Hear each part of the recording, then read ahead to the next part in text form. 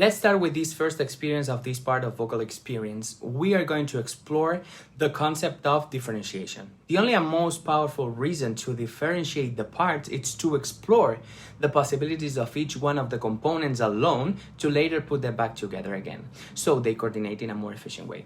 So in the end, what we are doing is updating our self-image, in this case concerning the modes.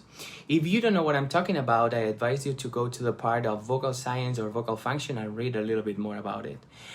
The first mode is the spoken voice, the voice that has more conversational features. But the second mode has a more flute-like sound, less rich.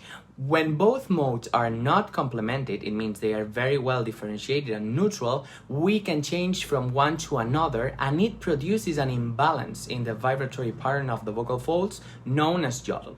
This is the border between the two modes.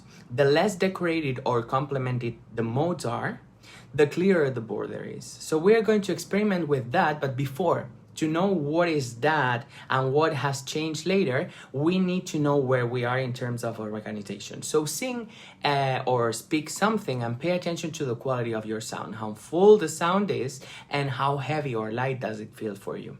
So pause the video and sing or speak something.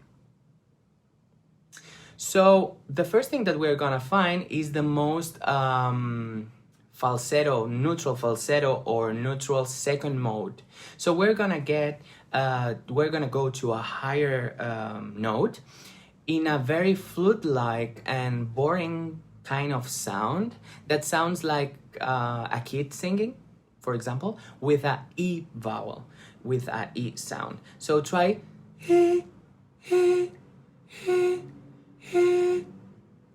The more spoken voice or first mode is a more conversational thing that feels also boring and not singing. It's important that you don't sing because otherwise you will be complimenting and then you won't find the real break that we are searching. So let's go to a more like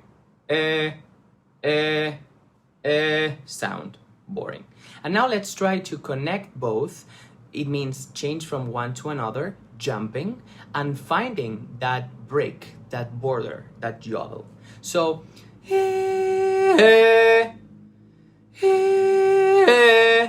do it several times, keep practicing, and try to make it faster.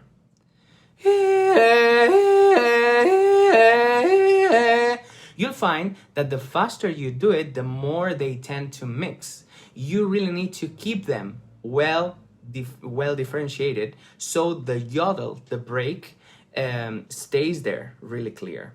So once you've got it, you can pause the video and practice. Once you've got it, what you can do is do both with the same vowel. With the same vowel. It doesn't matter which vowel you choose. I'm gonna choose E vowel.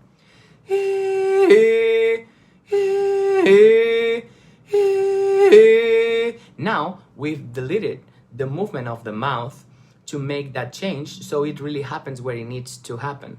But you'll see that even doing the same vowel, the tongue tends to move, the mouth tends to make some kind of movements to assist that change. But that's really not necessary. So what we are going to do is to cancel the mouth so we can again differentiate the mouth from what's happening in the throat, in this case, in this mode change. So start making this yodel humming, like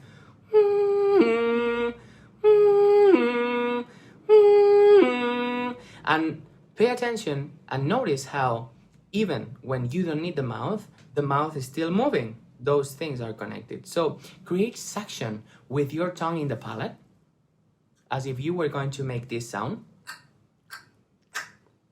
and keeping that suction, close the mouth, and now yodel humming.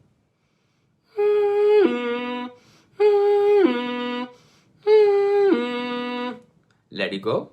And now just do the E again with the higher note in second mode and the lower note with the first mode, and see how much clearer it is right now just doing this silly thing.